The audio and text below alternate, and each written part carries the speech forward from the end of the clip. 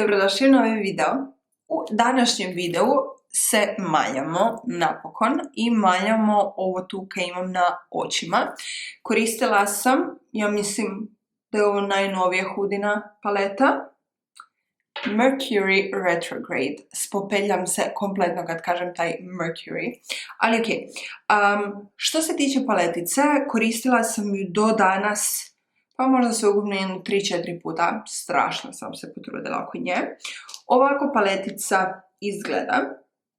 I evo, upravo sam na Cult Beauty-u. Ja sam ju kupila u Sephori u Srbiji, što znači da sam ju vrlo vjerojatno dosta skuplje platila, jer je tamo Sephora i tamo Huda jako skupa. Ali evo, gledam sad, dakle, na Cultu ima je, on stock je, košta 58 funti, što je malo više od 500 kuna. Svakako ću vam ostaviti link ispod videa za nju. Stvarno ogromna paleta, ima 18 sjenila, definitivno miks i mat i šimer i nešto, svašta nešto. Ok, piše, znači 18 sjenila, 9 mat sjenila, 6 High Shine Creamy Metallics, 1 Glitter Powder. Dobro, ne znam kaj bi to bilo, koji točno. I 2 komada Sheer Multi Reflective Shadow.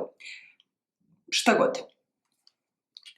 Uglavnom, to nam je paletica koju stalno packam tu ogledalo. Sad ću vam pokazati svočeve nekih od meni najljepših nijansi. Evo ga, ovo ovdje su svočevi nekih od nijansi. Ove ovdje prve dvije danas i imam na očima, tako da ćete ih poslije vidjeti u samoj akciji. Ovo ovdje je ostatak nekih, evo, prvih koji sam našla na potpuno, dakle, suhu, baš suhu ruku. Kvaliteta je, šta, mislim, daleko od toga da paleta nije kvalitetna. Kvalitetne nisu to najkvalitetnija sjenila koja sam ja ikada vidjela, ali definitivno nisu loša. Da budem u potpunosti iskrena sa vama, da li smatram da je ta cijena previsoka za paletu? Smatram da je previsoka za paletu. Pogotovo, dakle, da je ova paleta prepuna nude nijansi, mat šimera, ne znam, crne nijanse i tako toga. Dakle, da je to nešto, barem meni, dakle, govorim sa svog stajališta, šta ja znam da ću ja koristiti svaki dan na poslu i za svaku klijenticu. Definitivno bi 500 kuna ne bi bio problem dati za nju, jer znam da bi se isplatila. Međutim, ovo su toliko random nijanse, ja ako iskoristim 8 od ovih 18, ja vam ne mogu opisati koliko sam ja sretna. Uglavnom, ljudi, da ne duljim, ako vas zanima kako dobiti ovaj glittery drama look na mojim očima, nastavite gledati video.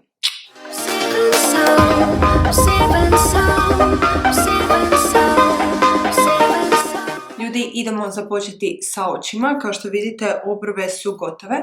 Napravila sam So Brows, nešto što u zadnje vrijeme dosta često nosim. I popunila sam obrve sa Anastazijinom pomadom u nijansi Medium Brown, koju uvijek koristim. Napravila sam clean up i također sam razvukla bazu za sjenila na kapak i to je naravno kao i uvijek P. Louise i koristila sam kombinaciju 02 i 01.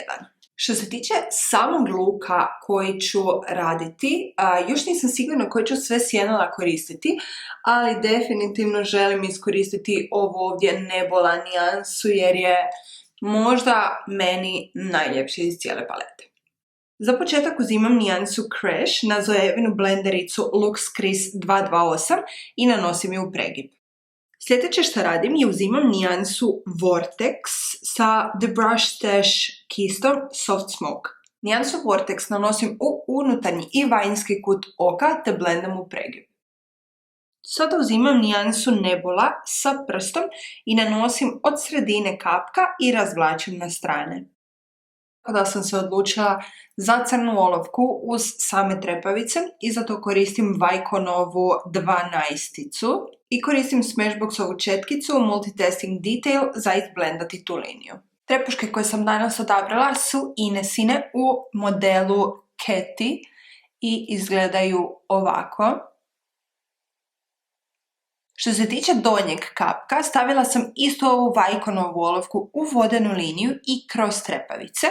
Izblendala sam ju sa istom ovom četkicom od Smashboxa Multitasking Detail i nakon toga sam sa pencil četkicom izblendala donji rub te olovke sa nijansama Crash i Vortex. Također sa istom Smashboxovom četkicom uzimam i nijansu Nebula i nanosim ju u unutarnji kut oka.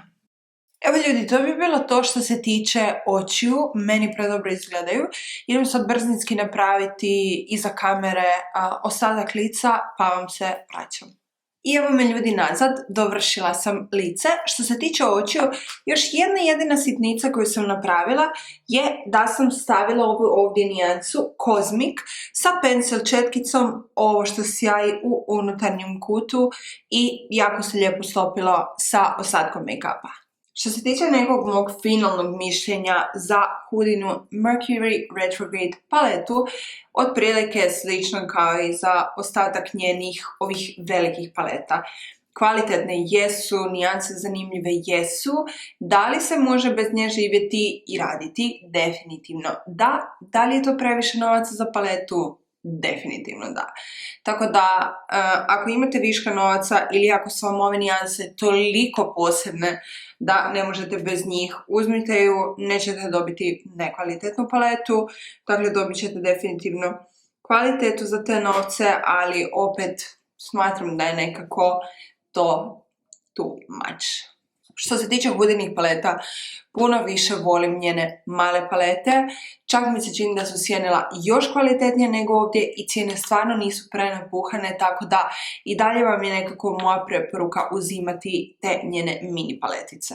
Evo ljudi, to je to što se tiče današnjeg luka. Zamišljam se onak nekako s ovim lukom da imam život, da nisam u penziji, da izlazim negdje. Ovo je nešto što bi odabrala možda za nekakav izlazak ili nešto fancy, a da imam malo vremena, jer realno baš sam brzo ovo napravila, nije prekomplicirano, koristila sam sveukupno 3-4 sjenila i nabaci se trepke i to je to. Drago mi je da sam se vratila, jako mi je falilo snimanje. Hvala vam puno što ste tu uz mene i hvala vam puno na gledanju ovog videa. Ako imate kakav komentar, ostavite mi molim vas ispod videa, lajkajte ga, subscribe-ite se na moj kanal, a mi se gledamo sad po novom planu vrlo brzo. Ljubim vas sve puno. Ćao!